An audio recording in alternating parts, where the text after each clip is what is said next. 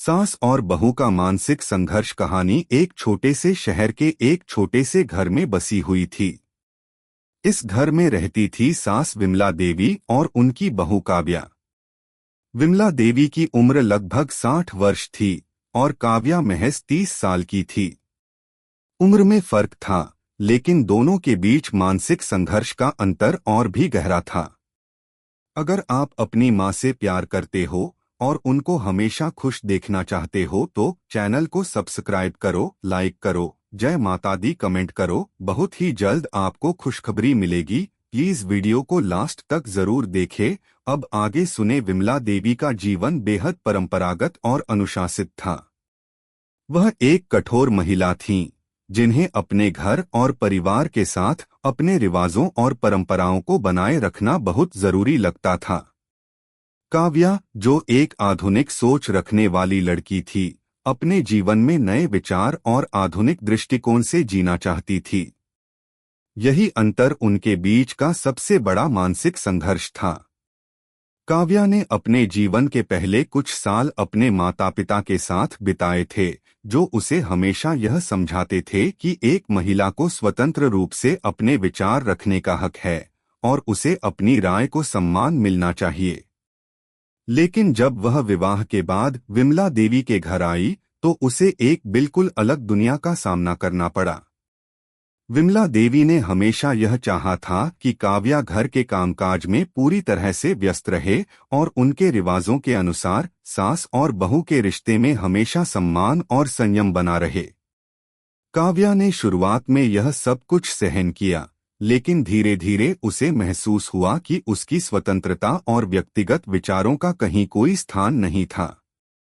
एक दिन काव्या ने विमला देवी से यह कह दिया, माँ, मैं चाहती हूँ कि मेरे पास भी थोड़ा वक्त हो ताकि मैं कुछ अपने लिए कर सकूं। मैं घर के कामों में ही व्यस्त रहती हूँ, लेकिन मुझे अपने करियर पर भी ध्यान देना है। यह सुनते ही विमला देवी का चेहरा काले बादलों से ढक गया। क्या तुम्हें लगता है कि एक महिला को घर के कामों से ऊपर कुछ और करना चाहिए? हमारे घर में सास बहू का रिश्ता हमेशा यही रहा है कि बहू घर के कामों में लगी रहे और घर के बाहर की दुनिया से बची रहे। विमला देवी की आवाज में गुस्सा और निराशा दोनों थे। काव्या ने धीरे धीरे जवाब दिया, लेकिन माँ, अब समय बदल चुका है। कई महीनों तक विमला देवी और काव्या के बीच यही मानसिक संघर्ष चलता रहा। काव्या अपने हक के लिए लड़ती रही और विमला देवी उसे अपनी परंपराओं और विचारों के हिसाब से ढालने की कोशिश करती रही। लेकिन एक दिन काव्या ने विमला देवी के सामने कुछ ऐसा रखा जो दोनों के बीच की दीवार को ढहाने में मददगार साबित हुआ। माँ, मैं जानती हूँ कि आप मेरे लिए बहुत कुछ करती हैं, लेकिन मैं सिर्फ एक बहू नहीं हूँ। मैं एक महिला हूँ जो अपनी जिंदगी के फैसले खुद लेना चाहती है।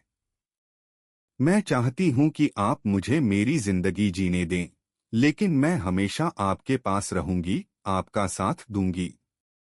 यह सुनकर विमला देवी के दिल में हलचल मच गई।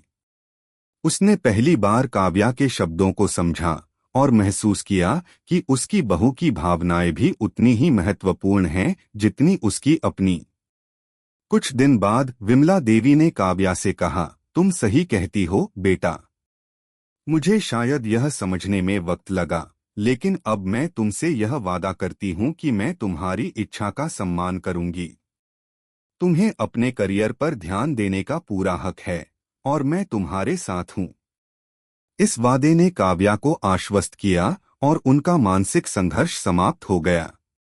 हालांकि यह संघर्ष मानसिक रूप से काफी कड़ा था, लेकिन अंततः दोनों ने एक दूसरे की सोच और स्वतंत्रता को समझा और स्वीकार किया।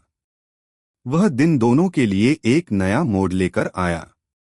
विमला देवी ने घर के कामों में काव्या की मदद की और खुद भी कुछ नए बदलाव किए। काव्या ने अपने करियर को आगे बढ़ाया, लेकिन सास बहू का रिश्ता अब पहले से कहीं ज्यादा मजबूत और सजीव हो गया था। काव्या और विमला देवी ने एक दूसरे के संघर्षों को समझा और स्वीकार किया। उनका मानसिक संघर्ष एक नई दिशा की ओर मुड़ चुका था और अब वे दोनों एक दूसरे का साथ देने के लिए तैयार थीं। सास और बहू का यह मानसिक संघर्ष अंततः एक नए रिश्ते की शुरुआत बनी, जिसमें सम्मान, समझदारी और प्रेम था। दोनों ने एक दूसरे का हाथ थामा और इस दुनिया में किसी भी मानसिक संघर्ष को सुलझाने का सबसे अच्छा तरीका यही था, एक दूसरे का साथ देना और समझना। कैसी लगी आपको कहानी? प्लीज कमेंट करो, लाइक करो, सब्सक्राइब करो। धन्यवाद।